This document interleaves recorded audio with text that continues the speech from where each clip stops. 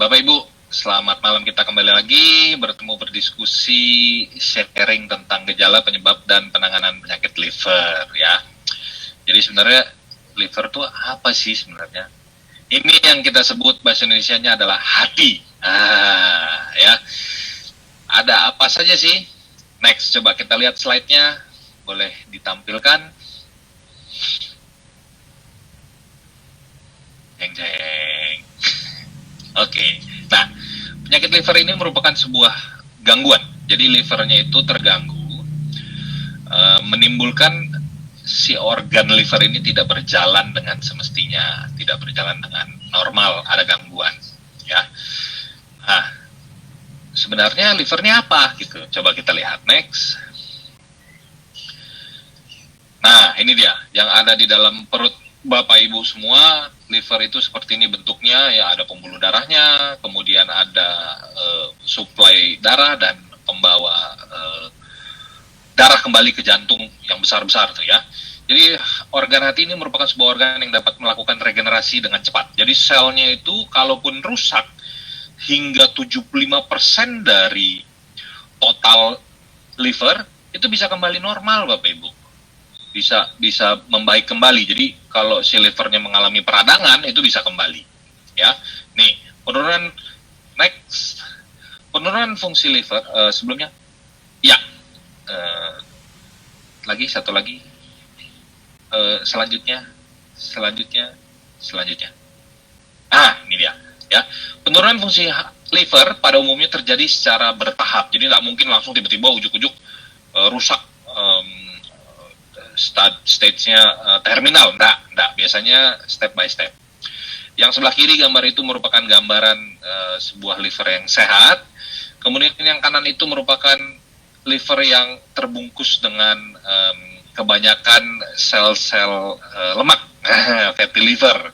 Ya, jadi biasanya tahap pertama nih ya Bapak Ibu ingat, adanya inflamasi, proses peradangan pada sel-sel liver yang menyebabkan jaringan liver menjadi lunak dan bengkak. Jadi kalau bagian tubuh kita terinfeksi atau melakukan perusakan, itu pasti yang pertama adalah dia akan melunak, membengkak, merah, radang. Tahap 1 ya, ingat ya. Next. Kemudian apa yang terjadi? Nah, tahap kedua itu mulai mengalami fibrosis. Fibrosis itu apa? Jaringan keloid, Bapak Ibu. Jadi kalau misalnya liver itu rusak, dia akan berubah menjadi jaringan keloid, jaringan parut. Nah, jaringan parut ini mulai tumbuh menggantikan sel-sel liver yang rusak tadi. Nah, setelah itu, selanjutnya, itu kita bilang katakanlah sirosis namanya. Nah, di tahap ini itu sebagian besar sel-sel liver itu tergantikan oleh jaringan parut tadi, rusak dia. Gitu ya. Jadi hampir seluruh sel-sel liver tergantikan oleh jaringan parut, jaringan keloid. Next. Coba lihat apa yang bisa menimbulkan liver itu rusak.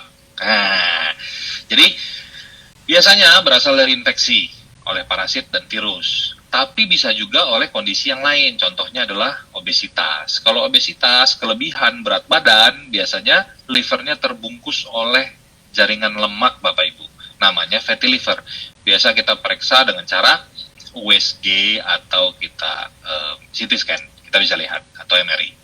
Yang kedua adalah rajin minum alkohol. Udah jelas, alkohol itu di dalam tubuh ketika masuk akan dinetralisir dan dibuang oleh fungsi liver.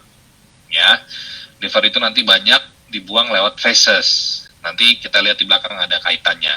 Yang ketiga, diabetes. Sudah jelas bahwa diabetes itu akan merusak pembuluh darah tubuh karena gula darah tinggi. Yang keempat adalah terpapar racun atau zat kimia tertentu atau obat-obatan tertentu. Ya, itu biasanya ada jenis yang merusak sel-sel liver. Yang terakhir, yang kelima, memiliki riwayat penyakit liver dalam keluarga. Jadi ada beberapa kali penelitian menyatakan bahwa liver itu diturunkan, bukan didapat. Jadi ada bawaan genetik membawa kerusakan liver. Next, apa gejalanya biar kita bisa tahu? Yang secara umum bisa beda-beda, tapi normalnya secara umum gangguan pada liver biasanya menimbulkan satu, itu mual dan muntah. Kenapa mual muntah? Livernya bengkak, Bapak Ibu, meradang. Liver bengkak meradang maka menimbulkan mual dan muntah. Ya, kemudian itu ada nafsu makan menurun. Jelas kalau mual muntah apa kita jadi lebih nafsu? Enggak dong. Nafsu makan akan turun. 3, warna feses berubah pucat atau kehitaman. Karena tadi apapun yang kita makan ke dalam tubuh keluarnya 2-3 cara. 1, lewat keringat, 2, lewat urin, 3, lewat feses. Nah, gangguan fungsi liver bisa menimbulkan fesesnya berubah menjadi pucat atau kehitaman. Ya, 3, 4. Perut rasa nyeri, bengkak, ya, begah atau kembung atau penuh. Nah, itu dia rasanya karena livernya membengkak, Bapak Ibu. Kemudian kulit dan mata menjadi kuning. Jadi kadang-kadang kita suka waspada kalau lihat ada pasien gitu, dokter lihat tuh kok matanya kuning, kok kulitnya kuning gitu, ya. Kemudian kulit terasa gatal dan mudah memar. Kalau biasa-biasa saja biasanya kita enggak ke arah sana gitu. Tapi kalau kok banyak memar-memar di permukaan tubuh, ini ada apa nih gitu. Kita harus selidiki lebih lanjut. Next, ada beberapa jenis gangguan penyakit liver yang sering kita dengar ya. Yang pertama, penyakit liver terkait minum alkohol ya. Yang rajin minum alkohol biasanya livernya rusak, sel-selnya toksik ya. Jadi sel-sel hati akan berubah, rusak ketika menyaring alkohol terlalu sering dan terlalu banyak sehingga livernya turun fungsinya ya. Yang kedua, fatty liver, perlemakan hati. Jadi dengan menumpuknya lemak-lemak di sel-sel hati dapat menyebabkan gangguan pada livernya sendiri. Nah, perlemakan liver ini seringkali terjadi pada orang yang obesitas, tadi sudah saya jelaskan. Yang ketiga, next, hepatitis. Jadi hepatitis ini ada beberapa jenis ya. Nah, ini yang kita katakan di sini adalah yang karena penyebabnya infeksi virus dan kondisi autoimun ya. Jadi hepatitis heparnya, livernya meradang karena infeksi. Next. Kemudian hepatitis toksik. Nah, ini biasanya terjadi akibat peradangan karena senyawa beracun. Jadi kita tidak tahu, misalkan kita bekerja di kantor pabrik bahan kimia, itu juga memang sering menimbulkan kerusakan pada liver kita. Next. Kemudian penyakit liver kolestasis ya, terjadi akibat gangguan aliran empedu. Jadi empedunya juga tersumbat, apa karena batu, karena tumor, dan lain-lain. Biasanya karena terhambat tadi, penumpukan produksi dari hasil liver tadi, namanya bilirubin di dalam darah. Kalau numpuk, nggak bisa terbuang, maka dia akan tinggi ketika dicek darahnya. Next. Nah, ini penyakit liver yang diturunkan. Jadi ada beberapa jurnal menyatakan bahwa memang betul kerusakan liver itu diturunkan, Bapak Ibu. Ada beberapa kasus, mungkin tidak banyak, sedikit presentasinya, hanya saja ini memang terjadi ya. Kemudian next. Nah, ini mungkin ada Bapak Ibu beberapa kali mendengar cerita berita bahwa liver juga bisa terkena cancer. Ya, betul. Cancer itu merupakan jenis kanker yang berawal dari organ livernya, kemudian akan berubah membengkak dan menjadi ganas, ya, berubah menjadi ganas. Kemudian kerusakan liver ada saya tambahkan sedikit lagi mungkin, tapi saya lupa masukkan ke slide-nya, adalah drug-induced liver injury. Jadi ada jenis obat-obatan yang kita konsumsi dalam jangka waktu panjang itu merusak fungsi liver, Bapak Ibu. Jadi DILI namanya, drug-induced liver injury. Jadi memang menggunakan obat-obatan dalam jangka waktu yang panjang itu ada resiko kerusakan fungsi sel-sel liver itu sendiri. Kemudian narkotika itu juga merusak, Bapak Ibu. Jadi beberapa kali kejadian bahwa pasien-pasien saya yang mengkonsumsi narkotika juga ikut merusak fungsi livernya. Kemudian hubungan seksual yang sembarangan itu juga akan membawa virus-virus hepatitis tadi, ya. Next. Terdapat beberapa cara penanganan penyakit liver, contohnya gaya hidup sehat. Jadi Bapak Ibu memang harus memperhatikan gaya hidupnya, ya. Jadi kalau misalnya yang terlalu kurang baik, tolong perhatikan sekarang ya. Yang kedua, berhenti minum minuman beralkohol. Kasihan livernya, karena alkohol yang kita minum itu memang liver kita akan kerja berat. Lah kalau keseringan minum, keseringan terus kerja berat, akhirnya dia nggak sanggup, nggak mampu, ya.